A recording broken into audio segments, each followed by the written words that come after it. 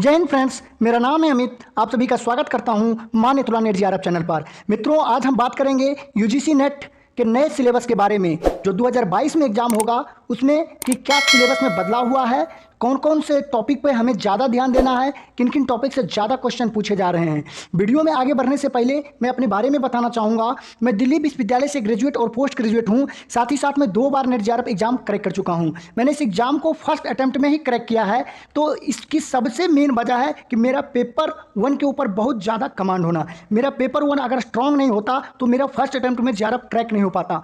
साथियों, बताना चाहूँगा कि अगर आप इस एग्ज़ाम को फर्स्ट अटैम्प्ट में क्रैक करना चाहते हैं तो पेपर 1 पे आपको अपनी पकड़ बनानी होगी, क्योंकि पेपर 2 तो आपका मास्टर डिग्री में होता है, ऑलरेडी आप उसको पढ़ चुके होते हैं, या पेपर 2 आप मास्टर डिग्री उसी सब्जेक्ट को सिलेक्ट करते हैं जिसमें आपका इंटरेस्ट होता है, जिसमें आपकी रुचि होती है। और जिस सब्जेक्ट में रुचि होती है, फिर वो कितना भी कठिन क्यों ना हो, वो आपके लिए बाएं हाथ का खेल होता है, वो आपको बहुत ही आसान लगता है साथियों।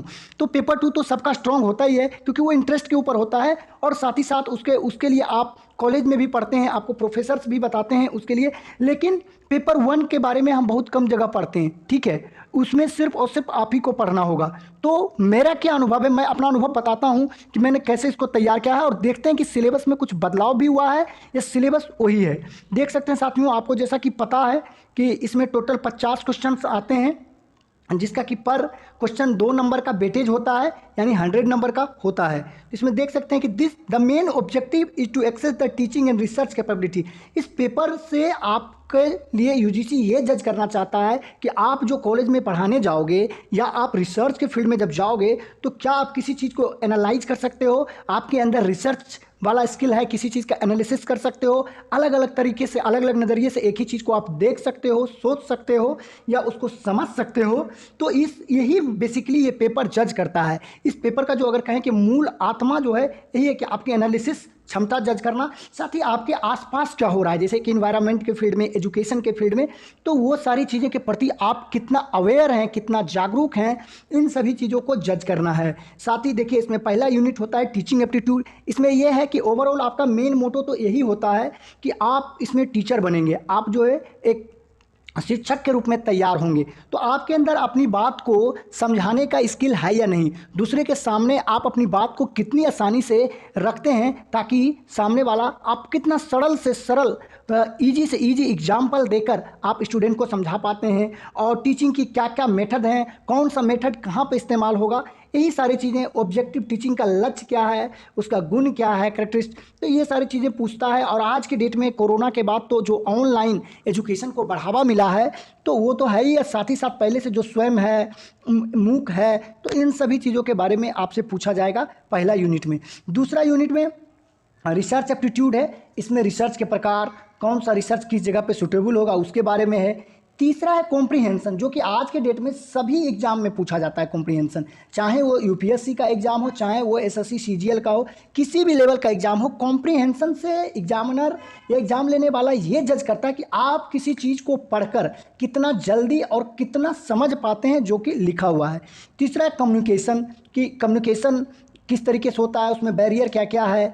आप कम्युनिकेशन एक बहुत ही महत्वपूर्ण घटक होता है शिक्षा के क्षेत्र में। अगर आप अपनी चीज़ों को सही से दूसरे के पास नहीं पहुंचा पाएंगे तो आप एक अच्छे शिक्षक नहीं हो सकते। तो वो है। फिर मैथमेटिकल रीजनिंग एंड एप्टीट्यूड है, थोड़ा कैलकुलेशन के बारे में भी जज करना चाहते हैं कि आप किसी चीज़ को कितना कैलकुलेट कर लेते हो तेज़ी से, तो उसके बारे में है। थोड़ा निर्णय लेने की क्षमता, डिसीजन मेकिंग का आपका कैपेबिलिटी है या नहीं, थोड़ा रीजनिंग इसमें पूछते हैं यूनिट 5 में। यूनिट 6 जो है थोड़ा लॉजिकल रीजनिंग है। यूनिट 7 में है कि आपको कुछ डाटा दे दिया जाता है, डाटा इंटरप्रिटेशन आपको पूछा जाता है कि डाटा को कितना तेज़ी से एनालिसिस आप कर पाते हैं और कैलकुलेट कर पाते हैं कि नहीं। चौथा है information technology and communication technology, कि आप जो है सो तकनीक से कितने जुड़े हुए हैं, टेक्नोलॉजी से कितना फ्रेंडली है, उसके बारे में है 8वां। और 9वां है पीपल डेवलपमेंट इन इन्वायरमेंट। आज की डेट में पर्यावरण एक बहुत बड़ा मुद्दा है, क्योंकि अगर पर्यावरण के बारे में यूनिवर्सिटी का प्रोफेसर अगर अवेयर नहीं रहेगा तो ये पूरे दुनिया का अस्तित्व मिट जाएगा। जिस तरीके से ग्लोबल वार्मिंग बढ़ रहा है, बहुत सारा पर्यावरण के मसले पर बहुत सारा मुद्दा पूरी दुनिया में उभर कर आ रहा है। ठीक है, और अलग अलग तरीके के पोल्यूशंस हैं जिससे कि मनुष्य का जीवन खतरे में पड़ सकता है। तो उन सभी चीज़ों के बारे में आपको पढ़ना है। यूनिट 10 है हमारा हायर एजुकेशन सिस्टम, कि इंडिया में हायर एजुकेशन सिस्टम का स्ट्रक्चर क्या है, कैसे कैसे है, ठीक है, क्या क्या डिसीजन लिए गए। जैसे कि अभी नई शिक्षा नीति जो आया है उसको इम्प्लीमेंट करने पर रोज़ यूजीसी नए नए नोटिफिकेशन जारी कर रहा है, तो उसके बारे में इसमें क्वेश्चन पूछेंगे। तो टोटल 10 यूनिट है, हर यूनिट से 2-2 क्वेश्चन आते हैं, ठीक है। आप ये 2 मार्क्स आते हैं पर क्वेश्चन, और हर यूनिट से 5-5 क्वेश्चन पूछ सकते हैं। किसी से कभी ज़्यादा आ जाते हैं, कभी कम आ जाते हैं। तो ये सारा एक तरह से समझिए कि बहुत ही इजी है। बस आपको समझ के लेवल को ये जज करना चाहते हैं, इसके लिए आपको बस रोज़ 1 से 1.5 घंटे रेगुलर बेसिस पर निकालना है, फिर आपका सिलेक्शन तय है। फर्स्ट अटेम्प्ट में आपका JRF निकलेगा और 25 लाख का स्कॉलरशिप भी आप लोगे।